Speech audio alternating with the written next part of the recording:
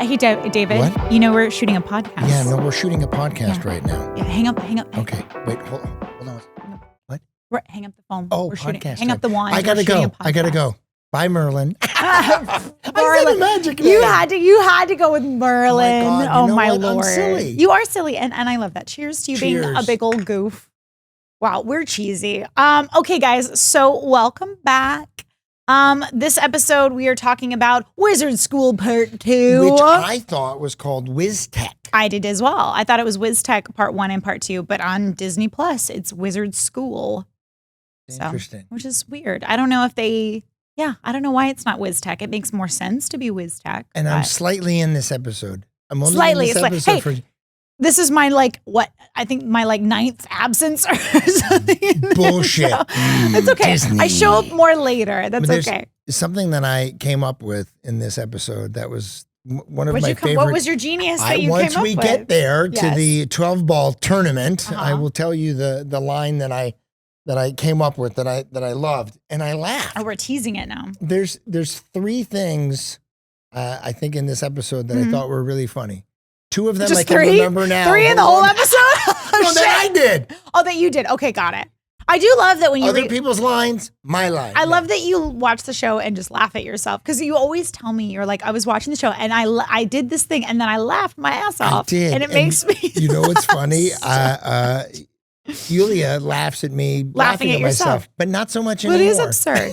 Well, because she's probably sick of it by now. We're on episode 14? So this is season 1, episode 14, which originally aired on April 6, 2008 as a hour-long bonanza of wizards. Bonanza like Tony Danza. Oh, God. I'll just see myself out. But did you know that they both aired on the same night? No, I had forgotten that. But Disney loved to do that. Disney Channel did their they'd sandwich us in between like a DCOM or a new series or, they'd make a big spectacle of it. And if they do a 1 hour, then it's hard to put it into syndication or put it somewhere else. They need to break it up into 2. Yes. We always shot stuff for October because we were kind of the Halloween-y type show. So it was always like, coming up on the 30 days of Halloween, where it's going to be this. And so we'd do the intro for all the Halloween movies. I remember you dressed as Bride of Frankenstein. Yeah, I loved Bride of Frankenstein. And that thing, you had like the big hair. Was that hard? Was it a hat? How did they attach it? It was a to wig. your brain? It was a wig. It was a wig. Okay. Well, they drilled 2 holes here, then they controlled me. Yeah. No, we'll get to that episode, but that's way down the line. But yeah, it was a very large wig. And I remember sleeping in the recliner that I always fell asleep in the lair. I took naps in, dressed as Bride of Frankenstein. That fucking chair was so comfortable. It was so comfortable. I wish I had taken that with me. I know, that's one of the props that I wish I had taken. We could have fought over it. But anyway, Alex tries to stop WizTech teacher Dr. Evilini. Which was Octavia Spencer. Sorry, I had to win the Academy Award. For the help. After the show. Amazing. Yeah. No, she made that woman eat a shit pie. Yes, she did. And she deserved it. That woman deserved it in that movie. But she's stopping Dr. Evilini from draining Justin's powers during a school championship tournament of 12 ball, where Justin's playing against Jerko Phoenix. That was his name. The only person to simultaneously play 11 balls. At the end of the 12 ball tournament, Alex uses a truth spell on Dr. Evilini to get her arrested and to prevent Justin from getting his powers drained. Meanwhile, a woman tries to run the Waverly substation out of business by advertising a restaurant called The Salad Bowl. The fucking salad bitch. The salad bowl. The salad bitch. The salad bitch. I'm dead. I am deceased. The salad bitch. Holy shit. She had, kudos to her, but she had like her voice. I'm here telling talent, and But that's why she got hired, I'm sure. Yeah, it was a lot. The salad bitch. It's awful. We will get to her. We start off the episode with that damn fish. Damn fish, the messenger fish. Who explains the whole plan in front of like Octavia and Selena. They all had to talk to themselves and the fish. Yeah, God bless Octavia and Selena for acting with this damn fish. Yeah. That was just this like animatronic thing. Like it was one of those, you remember the wall fish that would sing, that would be like, don't worry. Yeah. My grandpa had one and thought it was the most hilarious fucking thing on the planet. It's funny for about a minute. It's funny if you're over 65.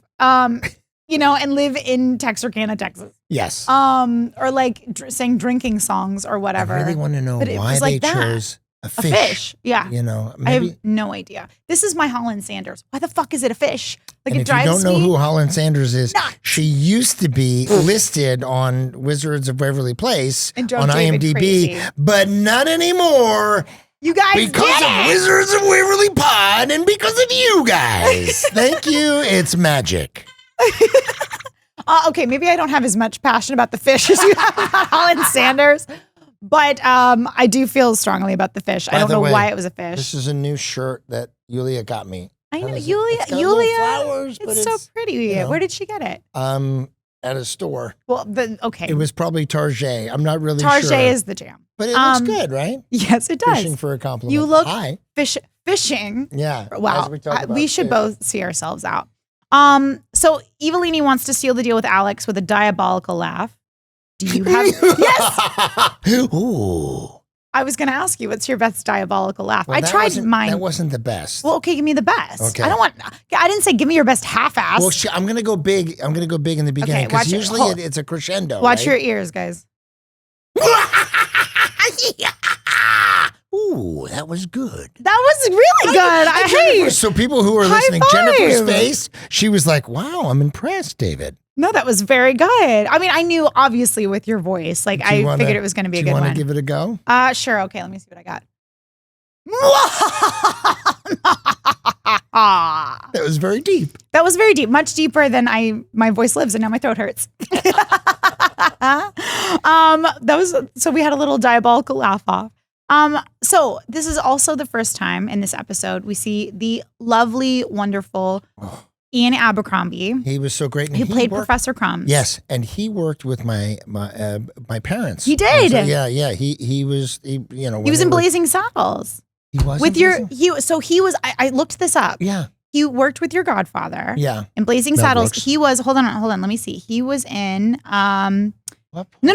He was an uncredited. It was not Blazing Saddles. It was Young Frankenstein. He was an uncredited villager. Oh my! So he was an extra in Young Frankenstein. Again, they had small worked in something world else together, but that is so. Well, he's been working funny. since the 60s. I mean, he's done over like 180 projects from the 60s. Yeah, and until he has since passed away. Yeah, he passed. Very sad. The year that Wizards ended in 2012. Yeah, because I know some of the fans were like, "You got to have Professor Crumbs on," and I was like, "I would love to," because he was the most lovely, just sweetest British man on the planet. He was very genuine and sweet, and he did something. And this is so silly, but he did something in this episode. It was really hard. Yeah, saying, "No, I don't want you to do that," as he's nodding. Yeah, no, I would never say that to you. You know, Yeah. it's like a pat your head and rub your stomach or whatever. You know, it's hard to do that. He was one of those people that I loved seeing someone in their 70s who has been an actor since the 60s and before, and classically trained actor who was just so, you could see the inner child when he was on set. He was so excited to be there. Yeah, he was always just so jazzed to get to come play. And had many other episodes with us. He was on a lot of episodes. I mean, he was down to the great. finale. He was in the finale with the whole Wizards competition. Yeah. He was with us throughout. So, but this is the first time we got to see Professor Crumbs. Right. So, at WizTech, Alex learns that an evil teacher is planning to drain Justin's powers, which is where we kind of left off with the fish giving away the plan. At Volcano Land, if he wins the school 12-ball tournament, she fails to warn Justin about Dr. Evilini's plan, so she turns to the headmaster, Professor Crumbs, who regrettably already has his hands tied up after losing a bet with Evilini in a beard contest. Literally has his hands tied, which is really funny. Tied, and in this scene, he puts a truth spell on Selena. Mm-hmm. And she tells the truth. He says, "You got to help your brother by doing this." And she's like, "Okay, I'm going to do it." And he's like, "Truthis papusis," and he does the truth spell. That's not it. And then she tells the truth, and then he doesn't take the spell off of her, and they just continue. So my question is the truth spell something that lasts, or is it just for one truth thing? Because Apparently then the not. truth spell hits Octavia later in the episode, and she says two things that are, she's like, "Oh, why am I saying that? I'm telling my whole plan. I'm telling the truth." She says it twice. But doesn't Alex leave soon after that? Like the scene ends. No, I watched it. I rewatched No, so did it. I. No, but like soon after that, doesn't she leave? The scene ends. She continues talking to him in that scene. She continues, and she asks him questions and stuff, but there's no truth spell happening anymore. Maybe she's just honest in what she's saying. Maybe there's nothing to lie about. You're being very nice, Jen. I'm poking a hole in this episode. All right. Here's the episode. There's the hole. Which is fair. It's fair. It's interesting because if you put a truth spell on someone, you have to either untruth spell them or that's happening. They're telling the truth. Did that happen with Octavia? No, because they dragged Evilini away. She says two things that are truth once the truth spell hits. And then they drag her away. Well, and then Crumbs goes, security, and some fucking security guard guy comes. He was probably from Central Casting? Yeah. Yeah. No. I meant to say he was probably like the security guard on set, and they just were like, okay, take her out, you know. Probably. So you're just giving the benefit of the doubt that the truth spell happened and she wasn't lying about anything else. Maybe. Right. I'm trying to play devil's advocate here. I see that. You know?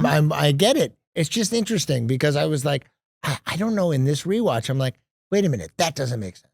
What does this mean? What's happening there? Why is she doing that? I wonder if the fans rewatch it like that. I wonder if they're as critical as we are when we rewatch, being like, that doesn't make sense. That doesn't make sense. Well, the original fans are 15 years older. So that's what I'm wondering. So now they're, I guess it's just is this the right way of saying it? It's suspense of disbelief kind of thing. Like you just go with it, you know? Well, I know. Well, the fans can tell us. Yeah. They can tell us. I'm sure they will. They'll be like, shut up, it's fine. No, but do you ever, when you watch shows that you used to love when you were a kid, I've had that with a few shows where I remember being a kid and I don't notice it at all. And then I rewatch it as an adult and I'm like, what? That was a blaring issue that I just glossed right over. I got desensitized a little bit because I watched a lot of like the Wile E. Coyote and Tom and Jerry and Bugs Bunny, where someone would blow up and then they'd be fine 2 seconds later. Did you? Okay. There was something, apparently there was like this little duck that like felt like he was really ugly. And so he kept trying to like off himself the whole episode. Do you remember this? Vaguely remembering this. And then at the very end, like he was trying to kill himself the whole time. It's very intense for kids. Because he's like, I'm so ugly. And he has this little duck voice. He's like, I'm so unattractive or whatever. And like, because which one's the mouse? Is it Tom? It's Tom, right? Yes, Tom. So Tom's like trying to make him beautiful. And like, the whole time he's going up to Jerry being like, please kill me the whole time. And I just came across this recently.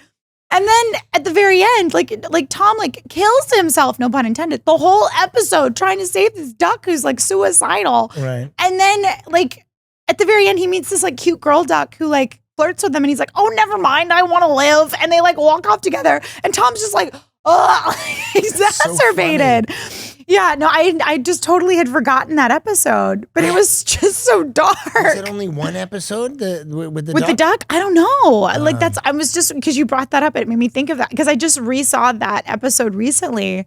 I can't even remember how it came up. Gemstone, where are you watching Tom and Jerry? It might have come up on TikTok or something where it was like somebody had brought up that clip of like, I can't believe this was a children's show or something. Okay. No, because there's not like, I'm not rewatching like Tom and Jerry episodes. You gotta be careful because if you take the time and watch Tom and Jerry, you're just you get sucked in. Yeah, that fucking algorithm just gets you. You know what I'm stuck in now, and it's killing me. And then we'll get back to the episode because you and I like get distracted and we go veer off into our Ritalin like aside. I'm in this like. And I like it and I hate it at the same time. But I'm a sucker for, and I feel like most people are, but I'm a sucker for animals. This is going to sound terrible, but like I get why people murder other people.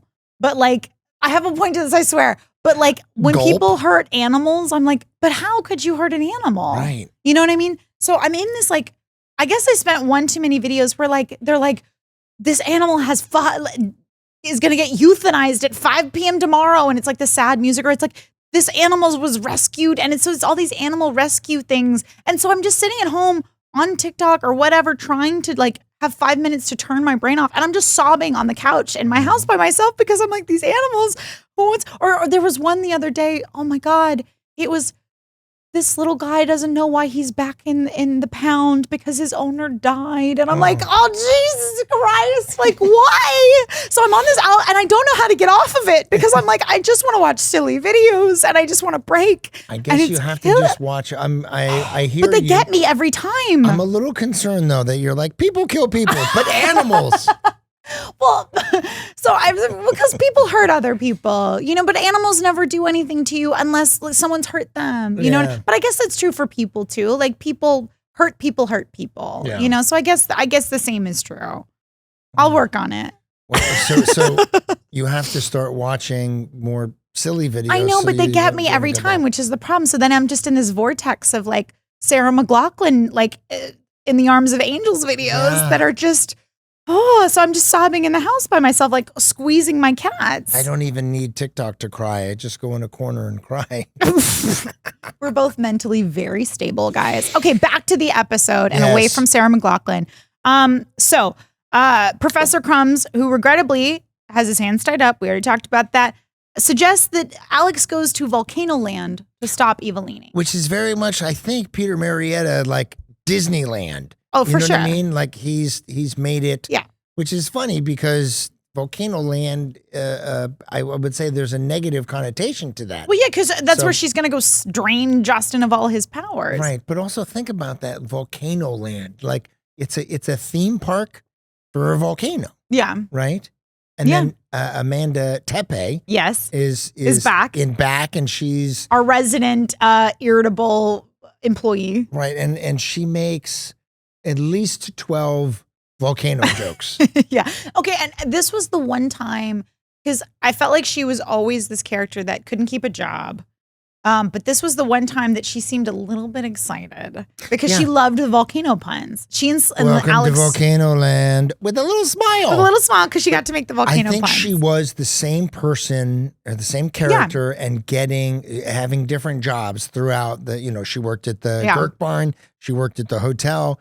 Volcano Land, at the dog show. Mm-hmm. I mean, she was in what, like 8 or 9 episodes? Yeah, she was in like 9 episodes, I think. She ended up being in 9, which is crazy over like the first season, second. I think she even went into the 3rd season. I feel funny that I didn't kind of put together that Volcano Land was very much like Disneyland at the time. Well, David's asked once he wins the competition of the 12 ball, what are you going to do? And he's like, I'm going to go to Volcano Land. Yeah. Like everybody was like, you just won the Super Bowl. I'm going to Disneyland, What are you going to do now? Right, exactly. Yeah, I'm going to go to Disneyland. And I think, I mean, it's probably not, it's probably more, but those players who say that get like $1 million just for sure. to say that. At No, least. it was this huge campaign like in the 80s, this like Disneyland, Disney World campaign of like, you just won the Super Bowl. What do you want to do now? Yeah. I'm going to go to Disney. And they would do like kids as well, where they're like, hey, Timmy, you just finished your big test. What are you going to do? Go Disneyland. So it was kind of poking fun at that. I'm sure you can YouTube that. Okay, so I want to call her salad bitch now the whole time, which is terrible, but really funny. So while we're at Volcano Land, chaos is ensuing. This woman is trying to run the Waverly substation out of business by advertising the salad bowl while wearing a full salad. Right. And Max, they get him to dress up as a sandwich. There's a great beat where Maria and I are standing there and they're like, the three of us are talking, where can we find, somebody who's not very bright, who's going to put on this costume? And we both look at Jake, and then Jake looks to his left and then actually realizes that's not something that Max did at any time, have a realization. And then he comes out dressed as a Subway sandwich. Yeah. And there's a beat where we're standing on, because right outside the substation, there was a little kind of platform, and then it would be the street. And Jake is standing there, and I'm like, all right, go get him. And I hit him on the back, and he goes forward. I mean, they put a big pad there. Of course. But I watched it a couple of times. It was really funny. Yeah. It was a good prank Jake is funny. Yeah. No, when Jake would just let it go and not push it so much, which is, I mean, for anybody with comedy, right? Whenever you try to push it or like make the joke or whatever, never works. But when you just let it be, oh my God, when Jake would let it be, it would be so funny. Well, also he was dressed as a He was dressed Subway as a sandwich. Well, then they had that gag too about him. What was it? Was it garlic or relish? Where he talked about smelling. He's like, oh, that's just my natural musk or whatever. Was whatever. that in this? Yeah, Oh. because he was talking about his like natural. He's like, oh, that's me. Like I added That's that me. for me. It was like some condiment or something that he talked about. Like that's just how he naturally smells. So it's That's just really so funny. Or like he added that so that he could smell more, And whatever. she put the hot dog guy out of business and turned him into someone who, like, the salad woman turns the hot dog, the guy who's dressed up like a hot dog, to have one of those pointer things. Oh, You know, yeah. Where the guy with a sign who could like flip it over his head and do all this stuff. That's And a skill. have you ever seen one of those people in real life? Of course. The sign guys? Of course. And I always wonder if they have to go to some kind of like sign training. Sign training. You know what I mean? Like, is there some kind of like sign? Because there can't just be people that are randomly that good at that. You have to train. Yeah, there has to be I've a never class, done that. right? I mean, I can juggle. It takes a It's long like time. the beginning stages of like Cirque du Soleil is you have to do the sign flipping. I want to do it now. I want to get myself a sign so I can flip it around. I can see you doing the sign flipping. Okay, so while they are doing the sandwich salad shenanigans in our B storyline, we are back to our A storyline at Volcano Land. She gets the official to tell Justin that it was true that Evilini was planning to drain his powers. Amanda to Tepe. come and talk to, because Justin Doesn't believe her. is not going to believe her, Of course. but someone who is in a nice shiny uniform. Now, I am still a dad, but when my kids were younger, you know, it's your dad. Like, what the fuck does your dad know, right? You never want to listen to your dad. So I would tell other parents where my kids would go sleep at their house, I would tell other parents what to tell my kids. If I wanted them to know something, you know, maybe about grown-up stuff. How do you say it? Like sexual things, I guess, that kids, like about an STD or something like that, about stuff that you need to talk, or, you know, like that kind of stuff that my kids would have been a little... embarrassed to talk to you about? Yeah. Okay. I would tell them to then in turn, I would tell my friends, you know, to tell the kids that. So I would go. And your friends were around that. comfortable with that? Well, like, all right, it's the Goodsons, right? So Maria Goodson was the mom, and then they had kids, and I had kids, so they were all hanging out. Yeah. So she's the mom, and she would talk to, when the girls were there, she would talk to them about grown-up stuff. So of course I was okay with that because I wanted them to have the information. They were uncomfortable to get it from me. So hence, getting Justin to hear this from someone else was, I thought, clever. You know? Yeah. No, I meant the other parents. You being like, so can you give them the STD talk and then being Well, like, she what? was giving it because her kids kids already. were the same. Yeah. Okay, and that now makes that I'm more saying this, sense. hi Julia, hi Rhett, hi Elena, Thanks hi for that. Bella, how are you? Thank you. And Maria, thank you very much for helping out. No, you that's know? a huge help. Because this is important. It is you know? important to talk to them about that. But I'm just saying, like, some parents, I would imagine, I'm not a parent, but I would imagine, like, would be uncomfortable to talk to not only your own kids, but to someone else's kids about that. You have to, you know, give them the information of what's out there. Because otherwise, then they get misinformation.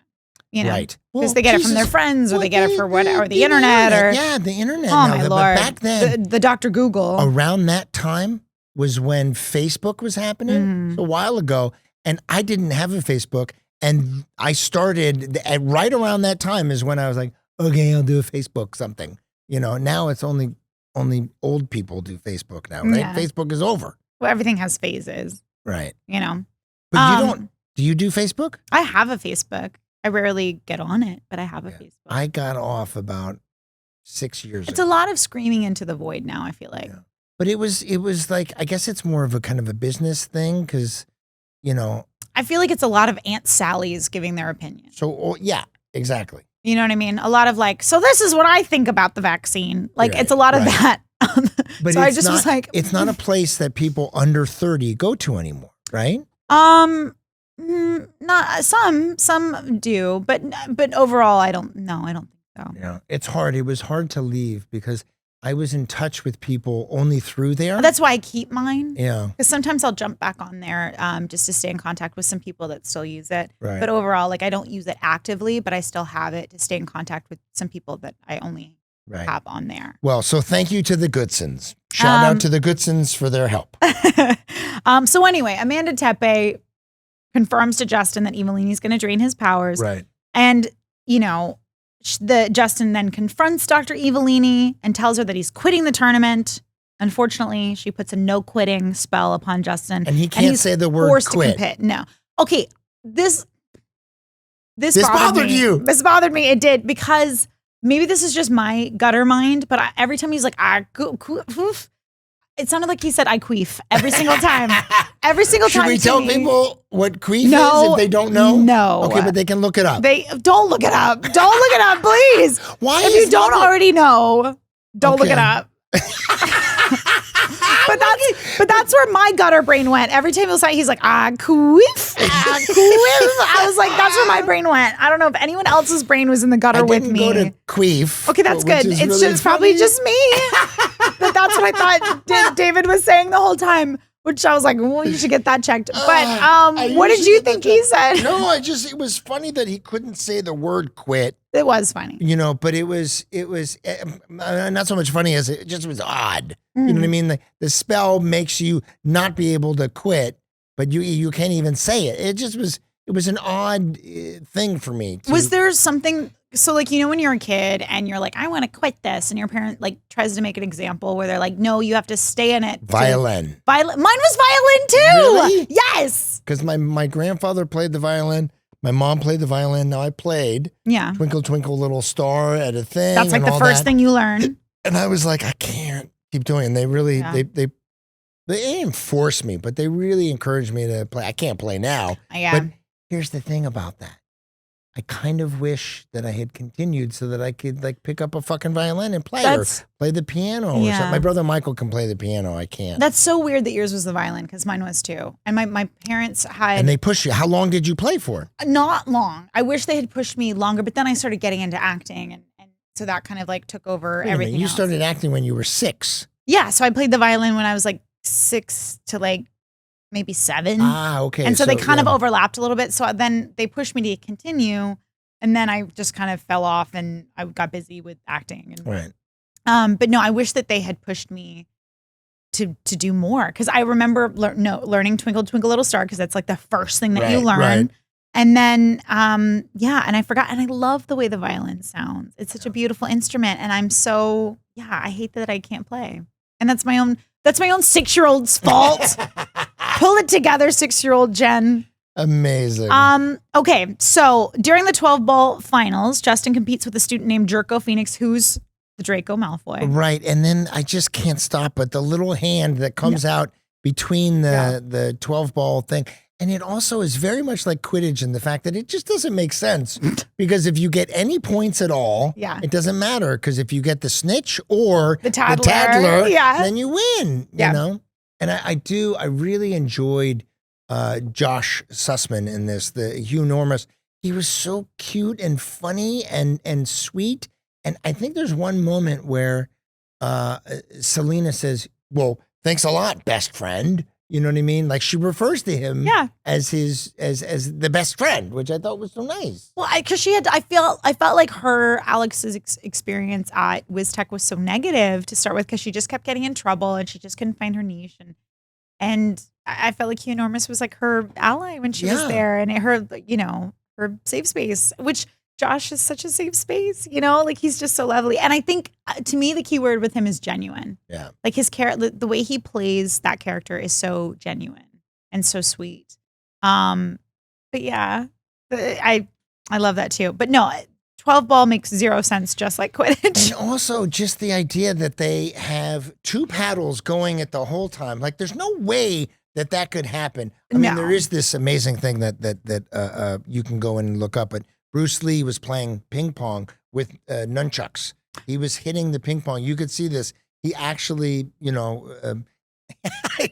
can't see me, but I'm doing Bruce Lee nunchucks right now. Well, if they're on the YouTube, they can see you, and it's very musical. But it just was so odd. And then toward the end, David only has one paddle for some reason. Like, Yeah, he where did the drops a other one paddle. go? I don't know. It goes away. I was like, why does he have one paddle? You know, The continuity mistake or something? Like he just like lost one? No. I don't know. Maybe I just, fell No, but asleep I at only. that point. No, but he does. Like I think I remember that too, where you're like, where did this other one go? Right. But then he like shoots a hole. True. Maybe that's why he has one paddle, because he shoots one maybe to make it even or something. Well, Because it's he not- shoots it through Jerko's paddle. Jerko's the hole, and But then I'm- he actually looks through it.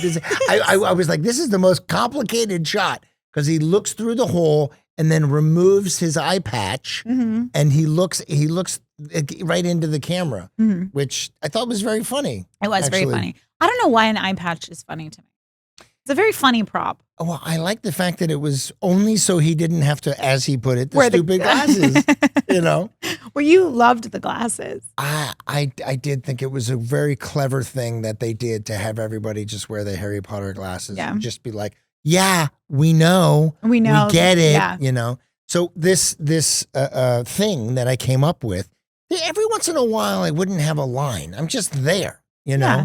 And so You're just the Selena, dad. yeah, I'm standing just in the corner. dad standing there. Yeah. But when I pointed that out to Yulia recently, I'm like, look, I don't have anything to say. She goes, but you're very present. You're Oh, acting. bless You're like, her. you're there. So Bless her. I'm standing on I'm sitting on the steps in WizTech watching David do the 12 ball competition. Mhm. And Selena is a foot away from me talking to herself, saying, As she does. I've got to do this and I've got to go down there and I've got Yeah. to fix this. And I said to Peter Marietta, I was like, can I just look at her and be like, who are you talking to? Yeah. You know, you're talking to yourself. And she's like, no, I'm not. And then 2 seconds later, she starts talking to herself again and says, I am talking to myself, which I just thought was so funny. And Yeah. to point it out, to say, we know this is silly, you know? Well, and I loved that part, that awareness of our show was such like, I think a pinnacle part of the comedy of Wizards. And part of this whole arc, this whole 2-part episode was the fact that like we were so aware of the Harry Potter comparisons. Right. And aware of, we pointed out the obvious. So instead of like, I mean, don't get me wrong, we had a lot of things that were very apparent that we did not address or talk about. But with a lot of the things we did point out, and we were in on the joke with the audience. Right. We brought the audience in and like, hey, we're all in on this joke. We all get it. Yeah. And I felt like that was something that really worked and was unique with Wizards, and is a sense of humor I really enjoy. You know, that kind of awareness that I think works really nicely. 100%. So we're kind of, Dr. Evilini's plan is in progress. Alex puts the truth spell on Evilini, like we talked about before, but this time it works longer. Yeah. Conveniently. She says two things that are, her spewing the truth Yes. of her evil plan. Mhm. And then when Crumb says security, and then just Get her out. this security guard just takes her away. Where did they It's come really from? Did you? They were in the shot at all? They just was- came from nowhere, Just was, yeah, from the land of disbelief. exactly. Okay, got it. So and then she reveals it. She's arrested. Jerry and Teresa then say how proud they are of Alex for helping her brother, and we're out of the episode. So the spell is some are evil, some are kind, but now all must speak their mind, which causes everyone to say what they're thinking. Sometimes just once and sometimes multiple for a while. Well, we won't. We'll look the other way. Who would you like to use that on? That's a really good spell. I like that. truth? Because like I was My talking to you. ex-wife. Jesus. I'm telling you the truth. Some people don't tell the truth, It drives me nuts. and she didn't tell the truth a lot. Yeah. So, Do you want to unpack that? No, but like, do you have 5 days? it needs more than 5 days. No, I tried to do a long time. Yeah. Do you have a year and a half? no, because to me, it's one of the things that drives me absolutely nuts is because life is just too short. And it's one of the things that drives me crazy about the entertainment industry and about Los Angeles is it's this culture of like, yeah, and giving you this like fluffy, surfacey business talk. And I fucking hate it. It's Right. like, I hate this bullshit, this like surfacey bullshit. Oh,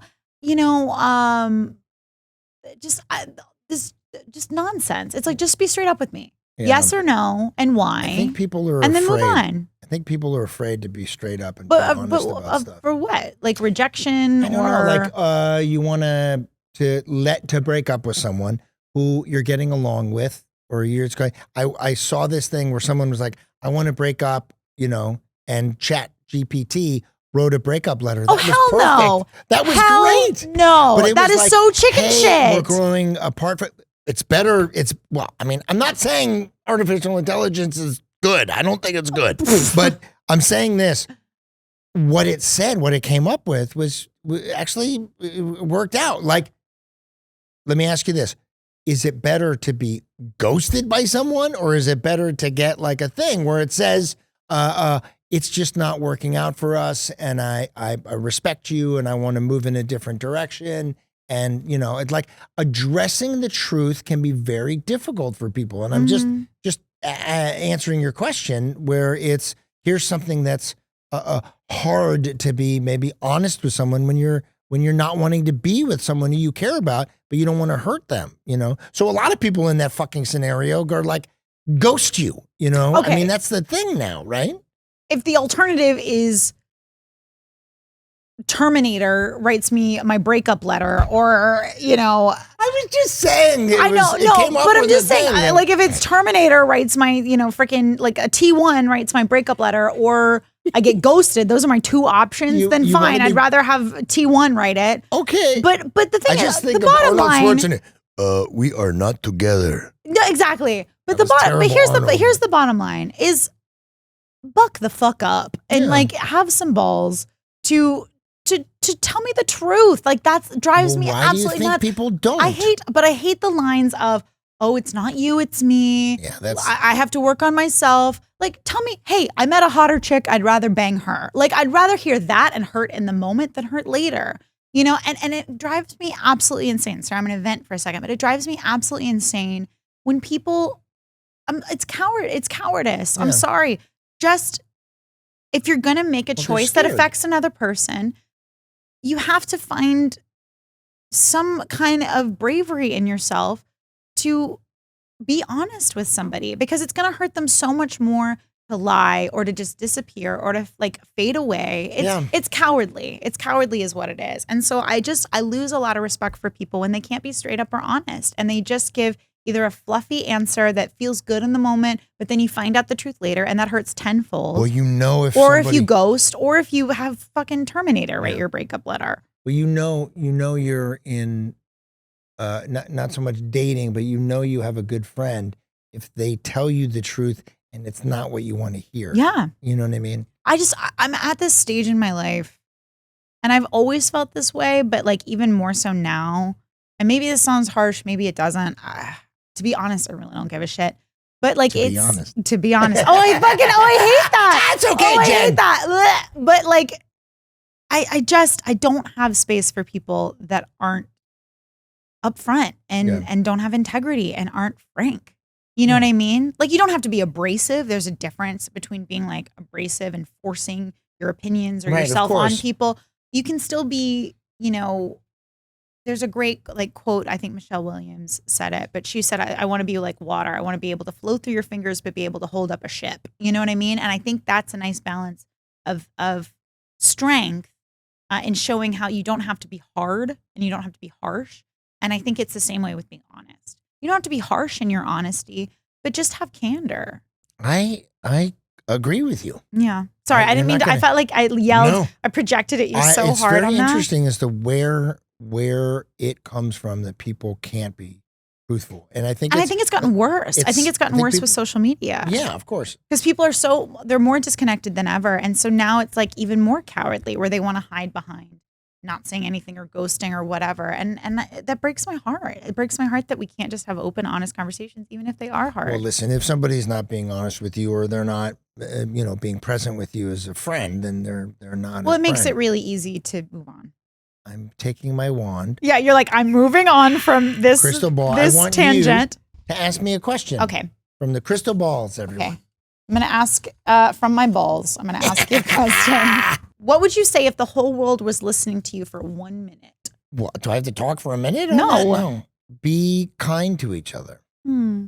That's what I would I say. like that. And deposit $20,000 into my account. No. But yeah, just be kind to each other and truthful. Be honest and kind. Yes. I like that. Yeah. Here, ask How me about one. you?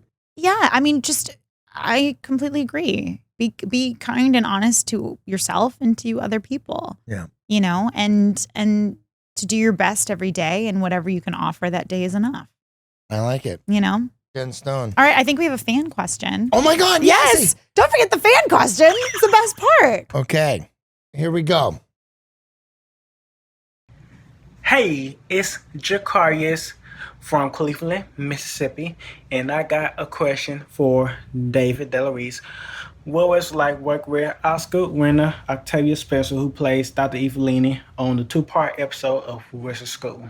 Good question, Jacarius. Thank you for that. It was amazing. We were so lucky to work with Octavia. She was so great. Did you know her prior? I didn't know her prior. No, I didn't either. But I remember what was really cool about having her on set, because obviously I wasn't in the episode, but I was always around banking school hours. Right.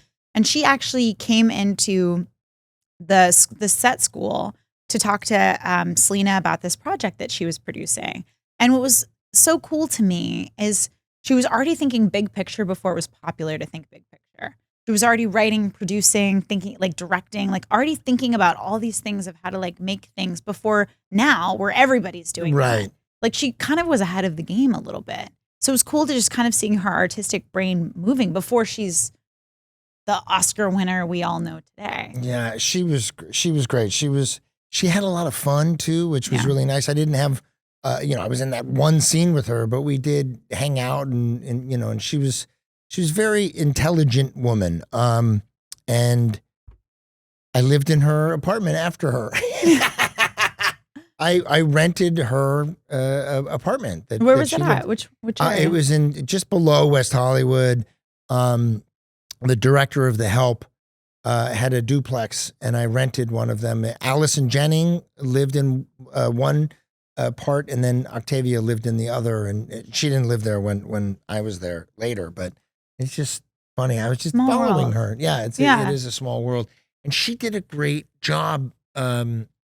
Her laugh, just her. Oh my God! Her Well, how she evil changed laugh. it up every time. Yeah, and she I did think make it different. because she was really intelligent, and I think comedy is about like it takes kind of a mathematical brain almost, because there's such mathematics to it, and rhythm, and so it takes like a musical mathematical brain, and it takes I find intelligent people are better at comedy. Yes. You know. I'm going to talk to the world now, mainly Octavia. Would you like to do the podcast? Huh? Question mark? It would be great to talk to you and see how your experience was on the show. So hold on. Hello, Octavia? Yes, hello? Well, it would be great to talk to her. Yeah, that would be really cool. But I understand she's busy. She's a very busy. She's a very busy person. Oscar winner. So, but it would be wonderful. But yeah, she's a very busy Oscar. I would be winner. curious to see what she thought about doing or if she kid show. remembers all that years ago. Yeah. You know, I don't remember. because that was a different time for her, because she was just a working actor at the time. It's interesting what you said was she was thinking big picture. Yeah. Because you had to at that point. And I guess But now it was too. before now, where you really didn't work unless you made your own stuff. It was Right. before this time period that we're in now, where you could be a working actor, but she Right. was a working actor and still thinking big picture. So it's kind of cool that she was ahead of the game like that. Yeah. I'm I'm thinking little picture now. Little picture. I'm thinking couch, TV, Walking Tony. Oh, what are you gonna watch? What are you gonna watch when you get home? Wizards of Waverly No. Place. No, I'm gonna sleep. I'm gonna sleep tonight. Yeah, I'm a little washed out. you're all talked out. I'm loving Ted Lasso though. Oh, have you gotten to the finale yet? Yes, I have. And I'm it's so so sad sweet. it's over. Yeah, I'm sad it's over too. But Jerry Seinfeld said something great, because they did 5 seasons, Mhm. and I think he got offered like $110 million Or to do something, more. yeah. Some And he was crazy like, amount of money. I wanted to go out on top, like Yeah.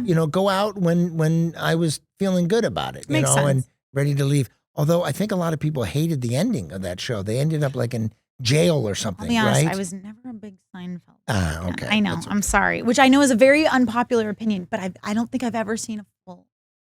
Have you seen Veep? Which is okay. I know. I'm sorry. Jen. She's fantastic. She's Yeah. wonderful. But Yeah. I auditioned for Veep. I auditioned to play her daughter. Oh, really? I think I butchered the audition because my mom and I were getting ready to go to like a beach weekend, Oh. and I was like pissed. And you tanked your audition. I think I for tanked Barney. it. Yeah, I didn't. Well, I didn't tank Veep on purpose.